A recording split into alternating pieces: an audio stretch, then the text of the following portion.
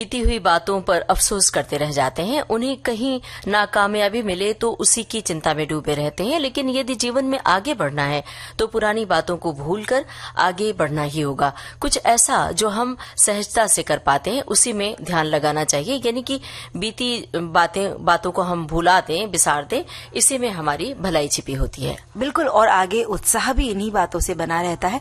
ऐसा नहीं है कि बहुत कठिन काम करने से ही कोई सफलता मिलेगी, बल्कि सच्चाई तो ये है कि जो काम आप सहजता से, आसानी से कर पाते हैं या जिसमें आपका मन लगता है, अगर आप उसे करेंगे तो सफलता जरूर मिलेगी। बिल्कुल सही कह रही हैं आप। सफल और खुशहाल इंसान बनने के लिए लोगों को बुरी बातों को जितनी जल्दी हो सके उतनी जल्दी निकाल देना चाहिए, क्योंकि जब हम अपनी बीती कड़वी बातों को याद करते हैं तो तुरंत आप किसी के चेहरे के हाव भाव देखिए तो वो कड़वाहट चेहरे पर आ जाती है। हाँ जी। और उसका आपके शरीर पर असर होता है। वो जो असर होता है वो निश्चित रूप से आपके सकारात्मक सोच को प्रभावित करता है और आप जो कुछ करना चाहती हैं निश्चित रूप से उसे आगे बढ़ने से रोकता है। और ममता जी, ये बात भी हम कहते हैं कि आपके पास जो है वही आप आसपास के वातावरण में बांटते हैं या फैलाते हैं। तो अगर आपके पास मुस्कान, खुशियां, अच्छी बातें हैं तो शायद आप वही फैलाएंगे। लेकिन आपके दिल में कोई पुरानी कड़वाहट है, जब जब आप उन बातों को याद करेंगे, औरों से साझा करेंगे, तो वहां का वातावरण भी वैसा होगा। इसीलिए कोई गलती आपसे हुई है या कुछ बुरा आपके साथ हुआ है तो उसे सीख जरूर लीजिए, लेकिन उसे भूलकर आगे बढ़ जाइए। कुछ लोग जिंदगी में नई चुनौतियों का सामना करने से भी डरते हैं और इसकी वजह से वो एक ही काम को करते करते अपनी पूरी जिंदगी निकाल देते हैं। लेकिन नई चुनौतियों को अपनाने से ही भविष्य बेहतर बनता है, इस बात को भी जान लेना होगा। हमारी एक श्रोता ने भी लिखा है कि सफलता का मंत्र बीत गई चीज को भूल जाए, इसी में छिपा होता है। हम सबकी आदत होती है कि हम बीती हुई चीजों में अटके रहते हैं, लेकिन इससे हम अपने जीवन में कभी भी सफल नहीं हो पाएंगे। हम कोई भी काम करना चाहेंगे तो हम यही कहेंगे, सोचेंगे कि अरे हम कैसे करें, ये तो पता नहीं पूरा हो पाएगा या नहीं, क्योंकि आगे हमारे साथ बहुत कुछ बुरा पहले हो चुका है। तो हम कोई भी नए काम करने से कतराते हैं, क्योंकि हम अपनी बुरी चीजों को भूल ही नहीं पाते हैं और उसी में अपनी उन्हीं बातों में डूबते उतराते रहते हैं। बिल्कुल सही बात लिखी है हमारे सुनने जो वाले हैं उन्होंने, क्योंकि कुछ ना कुछ नया करने की ललक तो होनी ही चाहिए। और अगर हमने नया सीखना बंद कर दिया तो विकास भी हमारा एक जगह रुक जाएगा और खुद के अंदर सुधार करने की गुंजाइश जो हमेशा हमें रखनी चाहिए वो वहीं की वहीं रुक जाएगी। भूली बिसरी गलियों में मन भटकता रहता है, लेकिन उस आवरण को हमें हटाना होगा जो कड़वाहट से भरा हुआ है, क्योंकि उन यादों को दोहराकर हम अपनी नींद, सुख, चैन सभी तो खोते रहते हैं।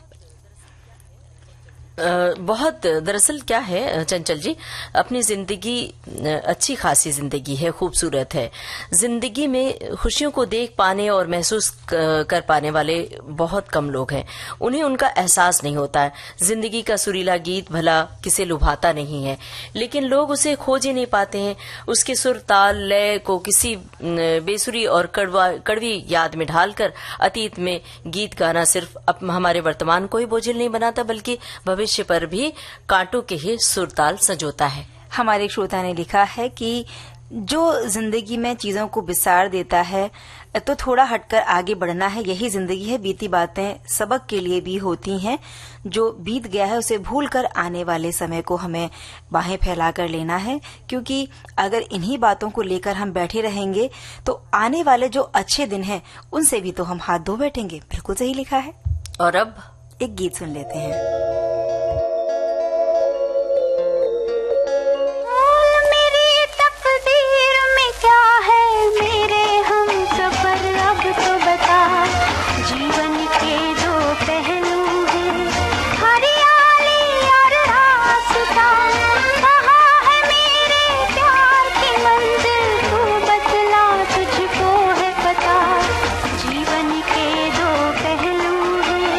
हरियाली और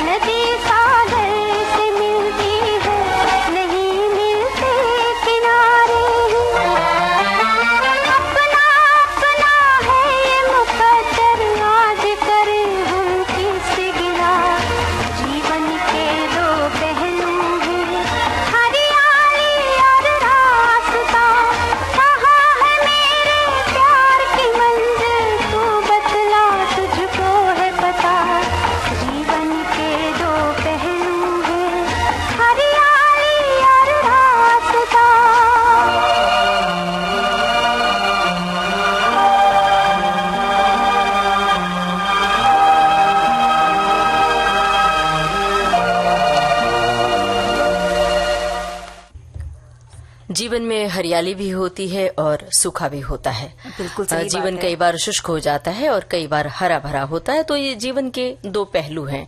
और अगर हम बुरे पक्ष को लेकर लगातार बैठे रहें, दुखी रहें, उदास रहें, तो कभी भी जो हम करना चाहते हैं उसका अब में अवरोध पैदा होता है। इस तरह की बातें हमारे श्रोता भी लिख रहे हैं। बिल्कुल, अतीत से जुड़ी कुछ कड़वी बातें हैं, कुछ कटु यादें हैं, उनकी गठरी बनाकर हमेशा कांधे पर हम लादे रहेंगे तो आगे नहीं बढ़ पाएंगे। तो अच्छा यही है कि उसे फेंक कर हम हल्के फुल्के हो जाएं, यही हमारे हित में है।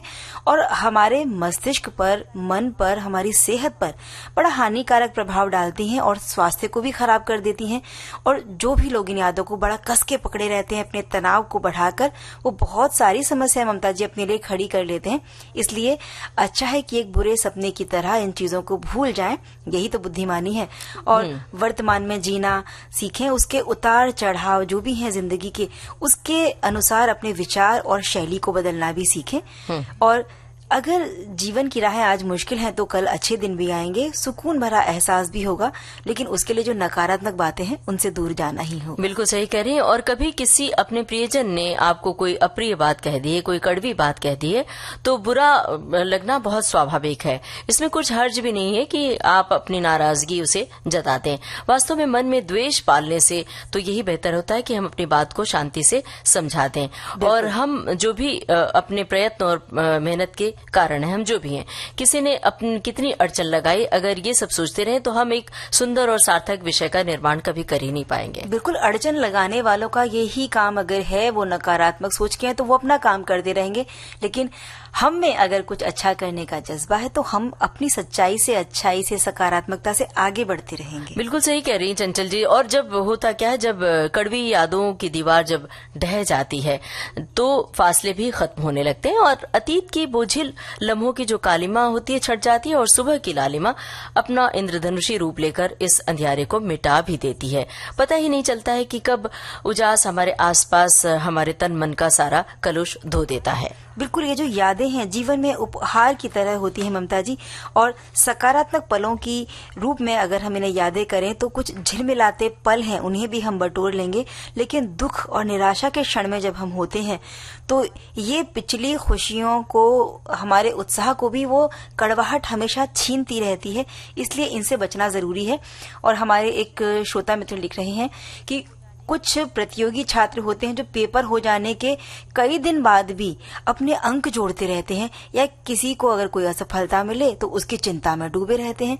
लेकिन जीवन में यदि आगे बढ़ना है तो पुरानी बातों को भूलकर ही आगे बढ़कर एक सफल इंसान होने के लिए ये बहुत जरूरी है। तो जितना जल्दी है भूल जाएं, पिछली जो भी गलतियां हैं, कमियां हैं, उनसे सीख लेकर आगे बढ़ें। और एक श्रोता ने लिखा है कि जो हुआ सो हुआ, उसे भूल जाना सीखो, नए सवेरे का सूरज अपनाना सीखो, बीती बातों के बोझ में न फंस जाना, हर कदम पर नया रास्ता बनाना सीखो, जो गिरे तो उठो और संभल जाओ, अपने सपनों को नए पंख लगा जाओ, गुजरे हुए कल को पीछे छोड़कर आज में जीने का हुनर सीख जाओ, बीती ताहे बिसार दे, आगे बढ़ो मुस्कान से, जीवन को भर दे नई पहचान से, सफलता वही है जो दिल को सिखा दे, हर हार को जीत का रास्ता दिखा दे। क्या बात है।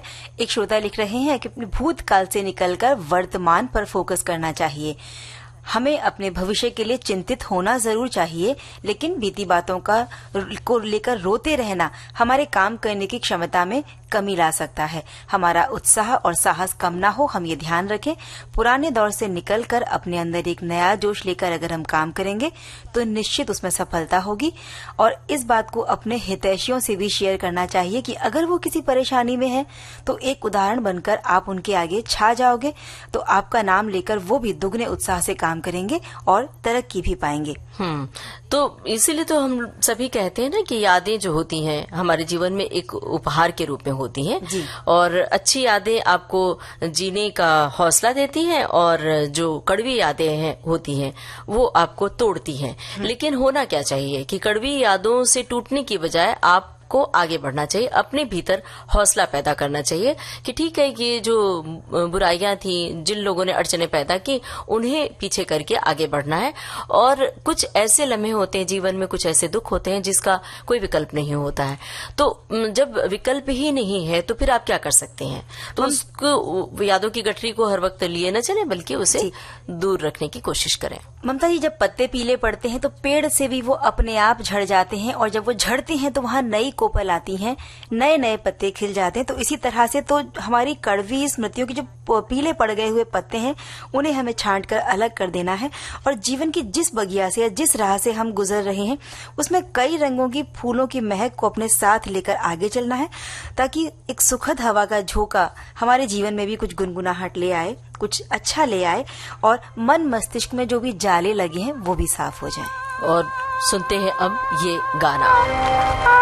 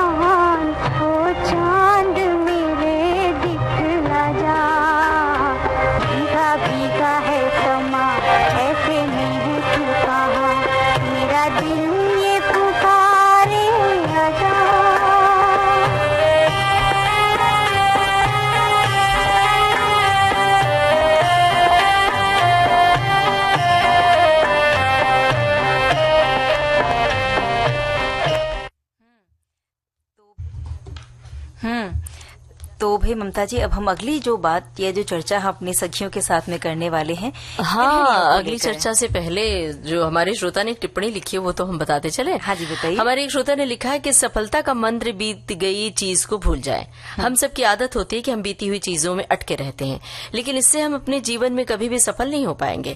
हम कोई भी काम करना चाहेंगे तो हम यही सोचेंगे कि अरे हम कैसे करें, ये तो पता नहीं पूरा हो पाएगा या नहीं, क्योंकि आगे हमारे साथ जो होने वाला है उसे हम कैसे करेंगे। तो हमारे श्रोताओं ने कुल मिलाकर निचोड़ यही दिया है कि जो पुरानी बातें हैं उसे भूल जाएं और कड़वी बातों को भूल जाएं, अच्छी बातों को सहेज लें मन में। बिल्कुल, क्योंकि हमने जैसा कहा ना कि भाई आपके पास जो है आप वही आगे भी बांटेंगे। तो आपके पास अगर अच्छी बातें हैं, सकारात्मक बातें हैं, तो माहौल को, वातावरण को भी आप सकारात्मक बना देंगे अपनी उन्हीं बातों से। और इसी तरह से एक जो गृहिणी बड़ी दिन से लेकर रात तक जुटी रहती है, अगर वो मन लगाकर काम कर रही है, अच्छे से कर रही है, तो वो भी घर में सकारात्मक वातावरण बनाती है। लेकिन उसकी इतनी मेहनत को अगर कोई क्रेडिट ना मिले या इतना करने के बाद भी कोई कह दे तुम करती क्या हो, तो फिर ये बातें नकारात्मक हो जाती हैं और कहीं ना कहीं उनके दिल पर भी इस बात की चोट लगती है। दरअसल क्या होता है, जो वर्किंग वुमेन है, जो कामकाजी महिलाएं हैं, वो मतलब जब उनमें और गृहिणियों में तुलना की जाती है तो ऐसा लगता है कि जो कामकाजी महिलाएं हैं उनके खाते में काम का हिस्सा ज्यादा आता है। लोग यही मानते हैं और खुद जो गृहिणियां हैं वो भी यही मानती हैं कि अरे आप लोग तो बहुत काम करती हैं और हम क्या करते हैं। कई बार हम जब महिलाओं से पूछते हैं और आपका क्या कामकाज है, और घर मतलब आप कहीं दफ्तर में काम करती हैं घर पे, अरे हम तो कुछ नहीं करते हैं, हमें क्या। तो भाई हम पूछते हैं कि मतलब, तो कहती हैं हम तो हाउस वाइफ है, गृहिणी है, तो हमारे पास कोई काम नहीं। तो मैं वहां कहती हूँ कि आपके पास तो बहुत कुछ है करने को। आप दिन भर सुबह से लेके रात तक आप लगातार काम करती हैं। दफ्तर में तो फिर भी एक लंच ब्रेक हो जाता है और थोड़ी और लोगों से थोड़ी देर बातचीत भी हो जाती है, तो कई तरह से मन बहलाव भी हो जाता है। लेकिन जो गृहिणी है घर में अकेली है, मान लीजिए पति बच्चे सब घर से बाहर चले गए, तो लगातार काम करती है और इतनी ज्यादा क्षमता उनके अंदर पैदा हो जाती है कि काम तो करती है, साथ में दंश भी लोगों का झेलना पड़ता है। उन्हें लोग अपमानित भी करते हैं। जो संयुक्त परिवार है, आज भी कुछ परिवार हैं जहां पर महिलाओं को कमतर माना जाता है, पुरुषों को ज्यादा आका जाता है, तो वो उस परिवार में महिलाओं को बहुत सारी बातें, अपमानजनक बातें भी सुननी पड़ती हैं। हाँ, क्योंकि पति कहते हैं दिन भर क्या करती है और बच्चे कहते हैं कि भाई मम्मी तुम नहीं समझोगी हमारी बातों को, और कई बार बुजुर्ग उनसे कहते हैं कि भाई तुम तो घर की बातों में जरा चुप ही रहा करो। तो इस तरह की जो भी टिप्पणियां होती है ना, वो किसी भी गृहिणी के आत्मसम्मान पर एक नकारात्मक असर डालती है, ममता जी। इसलिए सबसे पहली जरूरत यही है कि जो भी गलत हो रहा है आप उसे गलत कहना सीख जाइए। गलत व्यवहार जो कर रहे हैं उन्हें समय पर ही रोक दीजिए और बड़ी विनम्रता से उन्हें स्पष्ट शब्दों में ये बात आप कह सकती हैं कि ये जो गलत व्यवहार है या गलत टिप्पणियां हैं वो स्वीकार नहीं की जाएंगी। क्योंकि खुद को भुलाकर जो एक स्त्री है, जो गृहिणी है, जो सारा दिन काम कर रही है, बहुत सारी जिम्मेदारियों को निभा रही है, कहीं ना कहीं उसे उस बात के लिए सम्मान देना बहुत जरूरी है। बिल्कुल सही कह रही हैं, और इसके लिए वे ना नहीं करती हैं। तो यहाँ पर हम सभी सखी सहेली के मंच से यही कह रहे हैं कि जब आपको काम नागवार गुजरे तो आप ना भी आपको करना चाहिए। किसी भी गृहिणी को चाहिए कि अपनी जिम्मेदारी पूरी करने के बाद प्यार से उस व्यक्ति से कहें कि नहीं, ये अब नहीं होगा, ये आप खुद कर लीजिए। और अपनी जिम्मेदारी से मुंह मोड़कर अपना काम आपको सौंपा गया है तो उसे ना आपको कहना आना चाहिए। कई बार क्या होता है कि दोनों के काम बटे हुए हैं, दोनों को काम करना चाहिए, पति पत्नी दोनों को। जैसे बच्चे के मामले में दोनों की जिम्मेदारी होती है, लेकिन वो माँ के हिस्से में ही डाल दिया जाता है कि आपको ही करना है। अब चाहे आपके पति हो, बच्चे हो या परिवार के अन्य लोग हों, बस सम्मान के साथ ना कहें जिससे उन्हें भी कोई ठेस ना पहुंचे। हो सकता है कि किसी की कोई ऐसी मंशा नहीं कि आपका अपमान करना चाहते हैं, लेकिन आपके विरोध के बाद वे भी आपकी भावनाओं को समझेंगे और अपने रवैये को भी बदल सकते हैं। बिल्कुल, जैसे बच्चों की अगर बात की, वो सारा दिन काम कर रहे हैं, तो बच्चों को अगर स्कूल से आने के बाद में अपनी यूनिफॉर्म वहां फेंकी, अपना बस्ता वहां फेंका, अपना लंच बॉक्स भी ठिकाने पे नहीं रखा, तो ये काम अगर वो कर दें तो इससे आपको काम करने की जिम्मेदारी का एहसास भी होगा और आपकी जो माता जी है, यानी कि जो एक गृहिणी है जो दिन भर काम कर रही है, उसके लिए भी काम का बोझ नहीं ज्यादा बढ़ेगा। और इस समय हम लेते हैं एक ब्रेक और उसके बाद फिर और बातें करते हैं।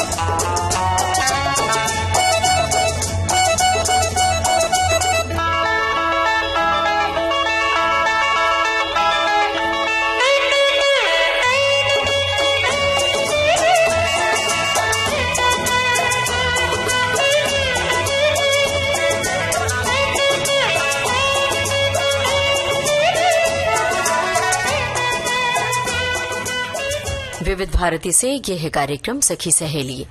और ममता जी, सोशल मीडिया पर मैंने कुछ समय पहले एक बात पढ़ी थी कि अपने जब घर में कुछ लोग कहते हैं कि दिन भर करती क्या हो, तो उनको ये एहसास कराने के लिए एक बार एक गृहिणी ने क्या किया कि उसने दिन भर कोई भी काम नहीं किया, सारा दिन वो बस सिर्फ सज संवर कर पूरा श्रृंगार करके वो बैठी रही। जब शाम को पति घर पर आए तो उन्होंने देखा कि पूरा कमरा अस्त व्यस्त है, ना घर में झाड़ू लगी है, ना कहीं से धूल मिट्टी हटाई गई है।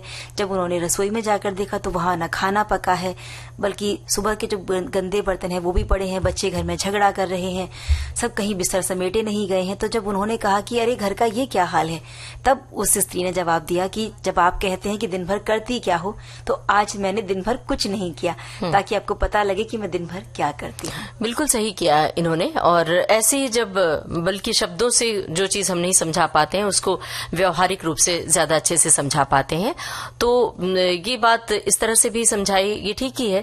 हमने देखा कि दो महिलाएं बात कर रही थी और एक महिला ने, आपकी इस बात से याद आ गई वो बात, एक महिला ने कहा कि एक महिला कामकाजी है, दफ्तर जाती थी और दूसरी घर में रहती है, उनका बड़ा परिवार और बच्चे हैं, कई बच्चे हैं, कई मतलब देवरानी जेठानी वगैरह सब। तो उन्होंने कहा कि आप अभी आ रही हैं दफ्तर से? तो दूसरी वाली महिला ने कहा हाँ अभी आ रहे हैं, आज बहुत लेट हो गया और अभी जाके तो अभी जाके खाना बनाएंगे।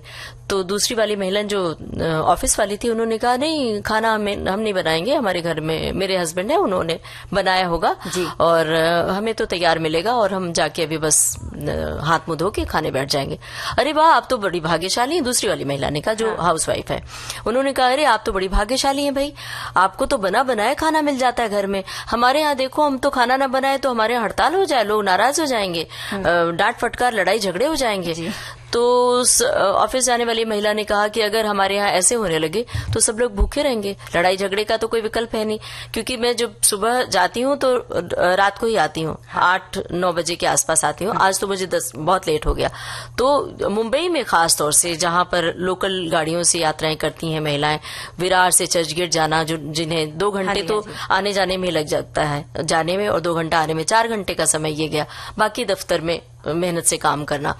तो उसके बाद आकर अगर कोई घर में उम्मीद करे कि हाँ वो महिला आकर पूरा खाना बनाएगी फिर खाना परोसेगी, तो खाना नहीं खाया जा सकता। तो कह रहे हैं कि यहाँ पर महिलाएं ही महिलाओं की दुश्मन भी होती हैं, महिलाएं ही गड़बड़ियां करती हैं। तो हम सब की जिम्मेदारी बनती है कि एक दूसरे की बात को समझें और परिवार में इस बात को समझाने की कोशिश करें। कई बार घर में पीछे से कोई काम करने वाला होता है, यानी आपने किसी से हाउस हेल्प ले रखी है, या घर में कोई आपकी बुजुर्ग महिला है जो काम कर सकती है, अगर वो नहीं है ऐसा कुछ भी, या आप आर्थिक रूप से इतनी संपन्न नहीं है कि आप कोई हाउस हेल्प मतलब कोई पे पर रख सकें, पगार पर रख सकें, तो आप जरूर जो घर के सदस्य हैं उन्हीं को इस तरह से हेल्प करनी चाहिए। और जब उनकी छुट्टी का दिन होता है तब उन्हें काम करना सिखाइए, धीरे धीरे आदत डालिए, बांट लेना चाहिए काम को। मान लीजिए घर में 4 सदस्य हैं तो चारों सदस्यों को काम का बंटवारा कर लेना चाहिए कि आपको ये करना है, आपको ये करना है। तो ये तरीका सबसे अच्छा होता है। उससे क्या होता है पता नहीं चलता है, बातों बातों में काम हो जाता है। अब देखिए बातों बातों में हमारे एक श्रोता ने टिप्पणी बहुत लंबी सी लिख भेजी है, जिसको मैं बहुत संक्षिप्त में बताना चाहती हूँ। एक श्रोता ने लिखा है कि घर में काम के महिलाओं का सहयोग मतलब एक तरह से बंटवारा, साझा जिम्मेदारी, घर के काम को साझा जिम्मेदारी के रूप में देखना चाहिए, काम का विभाजन कर ले, और ये सबसे अच्छा तरीका होता है। समय का प्रबंधन का बड़ा ख्याल रखना चाहिए जिससे काम आसान हो जाता है। सहयोग और समर्थन, घर के काम में सहयोग और समर्थन एक दूसरे के लिए बहुत ही महत्वपूर्ण है। घर में महिलाओं का सहयोग समानता को बढ़ावा देता है। सामंजस्य, घर के काम में महिलाओं का सहयोग सामंजस्य को बढ़ावा देता है, और घर के काम में महिलाओं का सहयोग उत्पादकता को भी बढ़ावा देता है। यहाँ पर हम ये कहना चाहेंगे कि सहयोग सिर्फ महिलाओं का नहीं, पुरुषों का भी बराबर से। जहां पर आपके घर में ये बंटवारा हुआ कि ये काम महिला का है, ये काम पुरुष का है, ये काम बच्चे का है, वहीं पर विघटन शुरू हो जाते हैं, वहीं पर विवाद शुरू हो जाते हैं। तो हम पहले एक गीत सुन लें फिर आगे बढ़ें। बिल्कुल।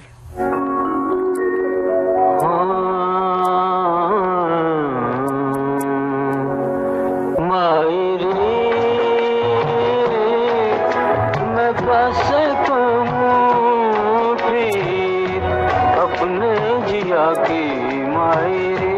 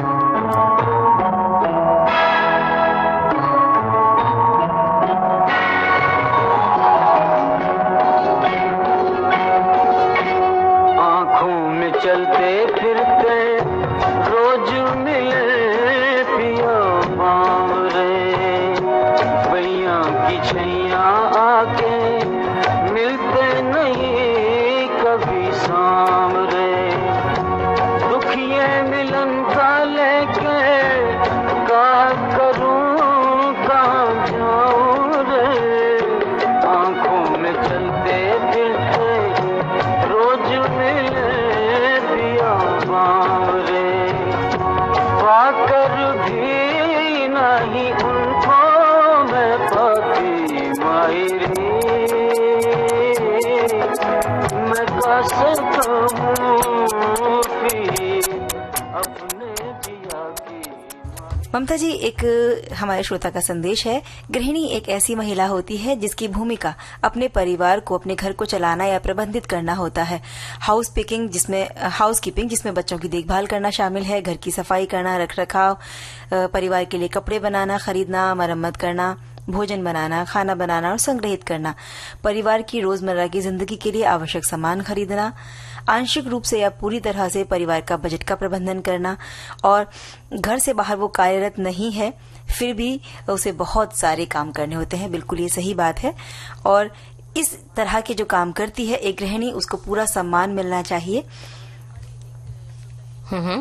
और हमारे एक श्रोता की टिप्पणी है जिन्होंने लिखा है कि एक गृहिणी के हिस्से में, गृहिणी एक ऐसी महिला होती है जिसकी भूमिका अपने परिवार के घर को चलाना होता है। और इन्होंने एक बात और लिखी है जिसमें आंकड़े भी इन्होंने लिखा है कि ये जो गृहिणी होना केवल मध्यम वर्ग और उच्च वर्ग के परिवारों में ही यथार्थवादी था।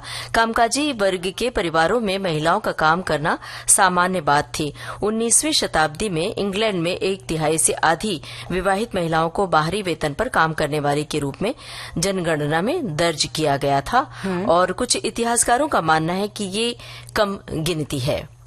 क्या बात है, बहुत सही बात इन्होंने लिखी है।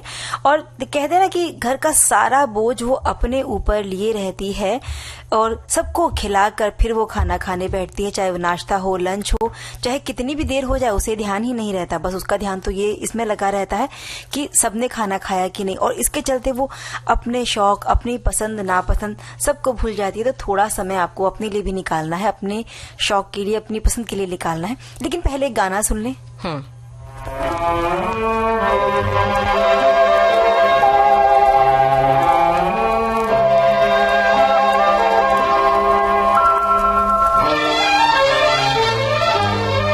इंडिया में रमी खेलने वालों की कमी नहीं है।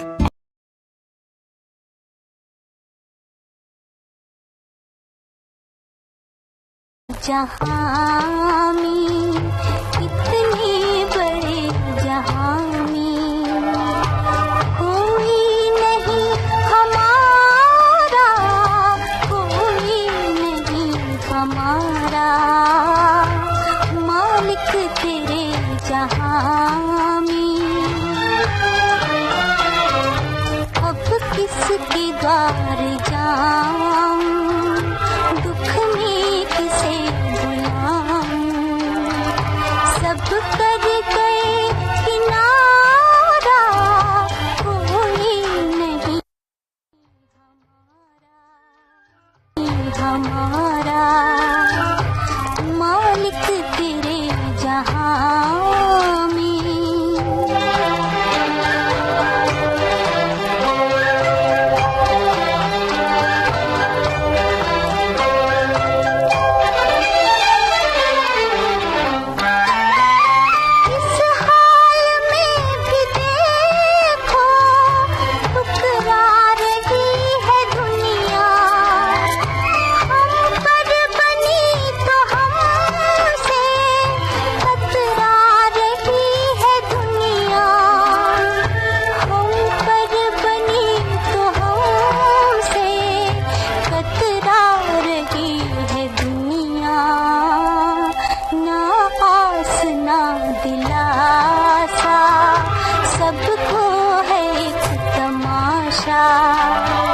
झूठा है हर सहारा, कोई नहीं हमारा, मालिक तेरे जहां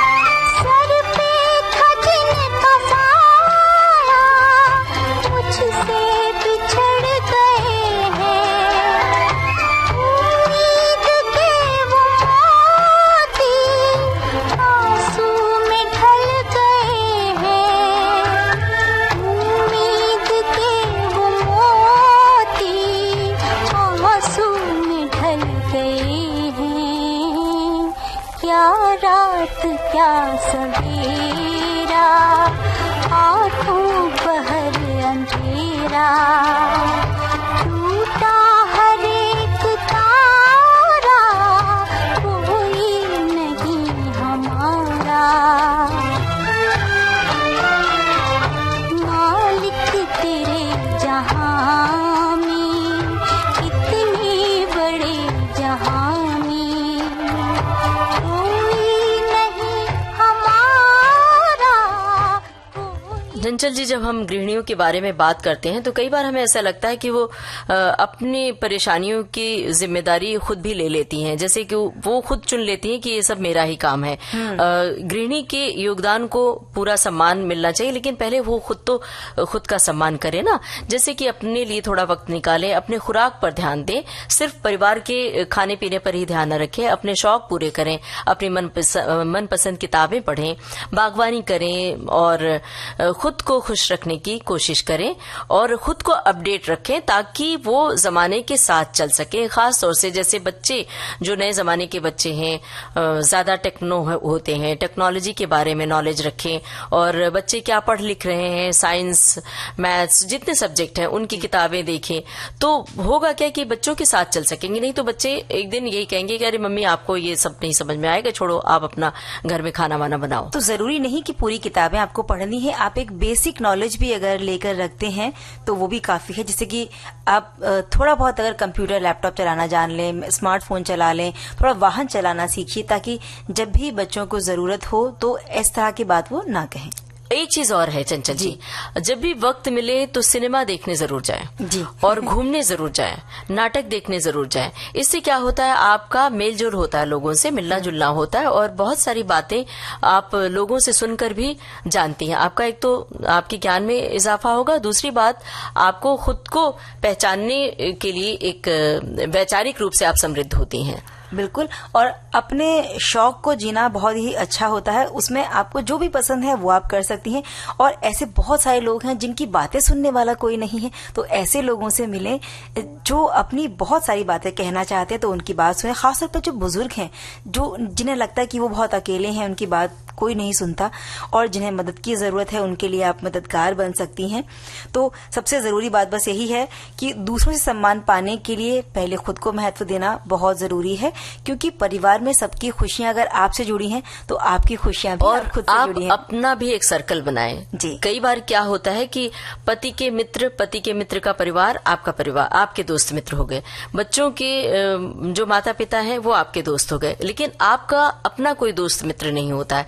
तो जो गृहिणी होती है वो सोचती है अरे ठीक तो है, इतने लोगों से तो जान पहचान है। हाँ। तो आपकी अपनी कोई सहेली है वो भी आप देखें, क्योंकि सखी सहेली है ये, तो सखी सहेली में ये बात कहना बहुत जरूरी है कि आपकी अपनी कोई सखी होनी चाहिए जिससे आप अपने मन का गुबार साझा कर सके, मन की बातें साझा कर और सके। सखी सहेली में हम कमेंट्स पढ़ते हैं, बहुत सारी बातें करते हैं और गाने भी सुनते हैं। ये रहा गाना, सुनते हैं।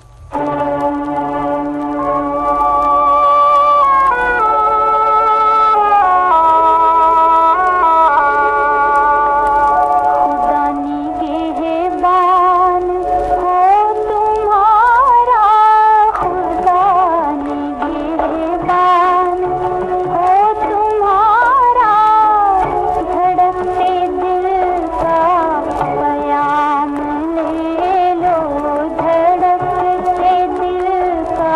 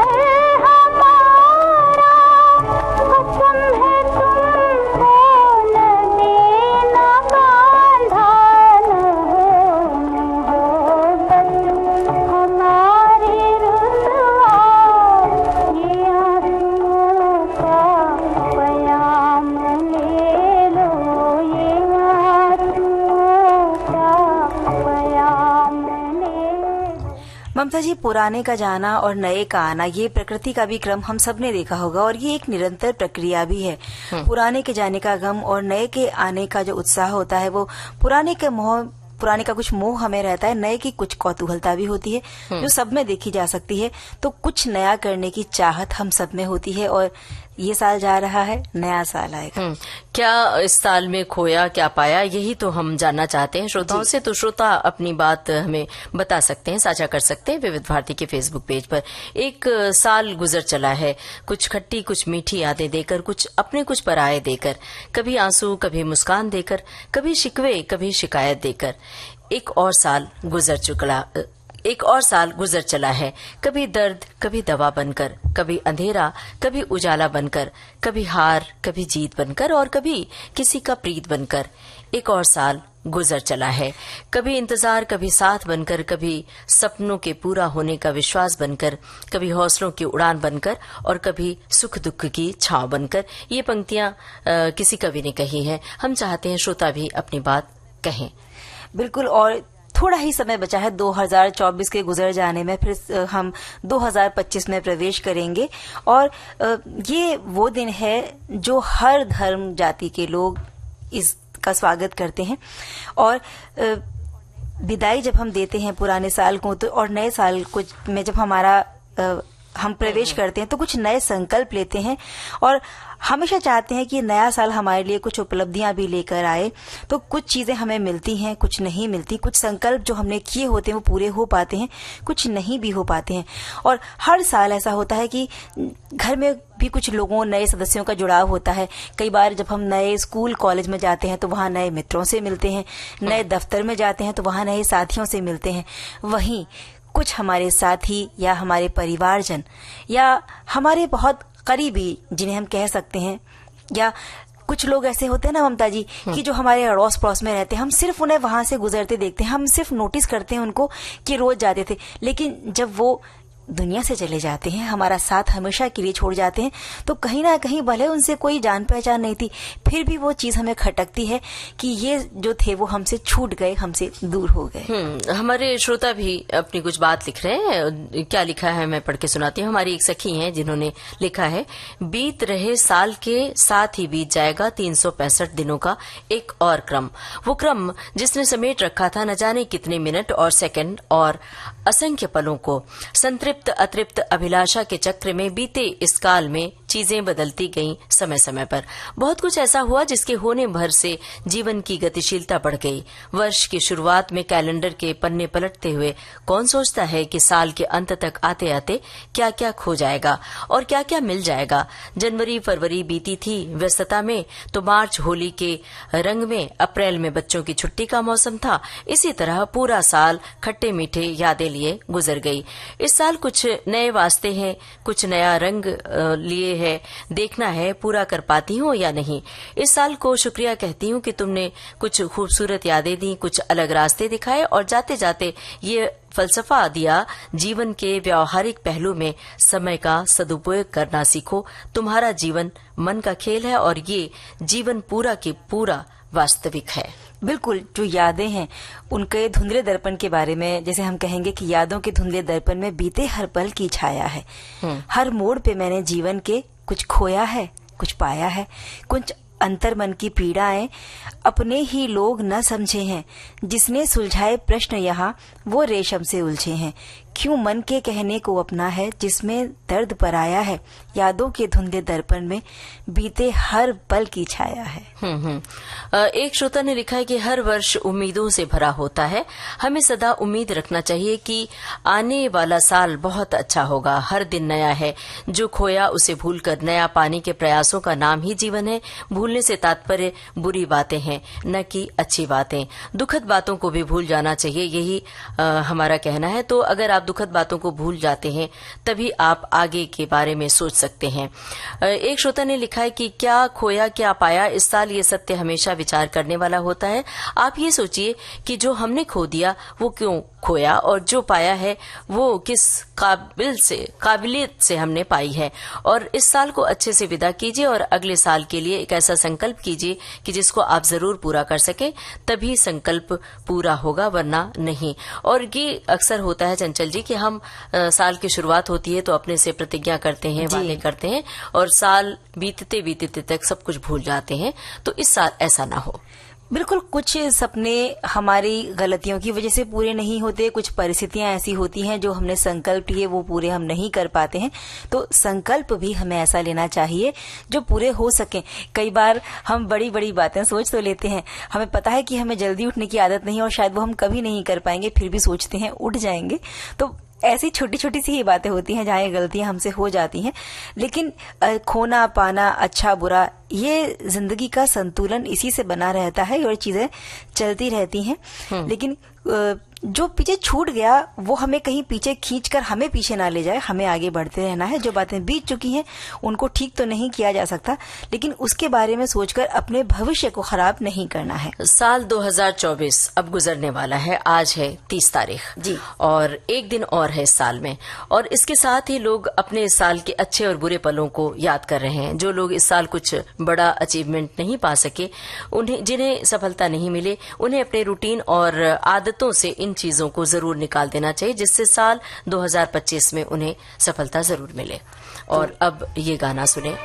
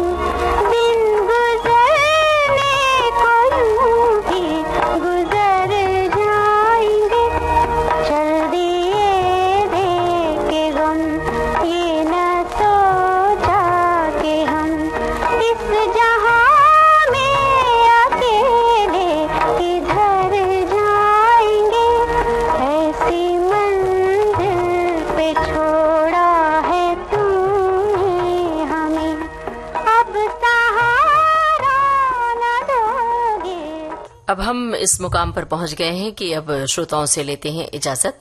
आप सभी को ममता सिंह और चंचल वर्मा का नमस्कार।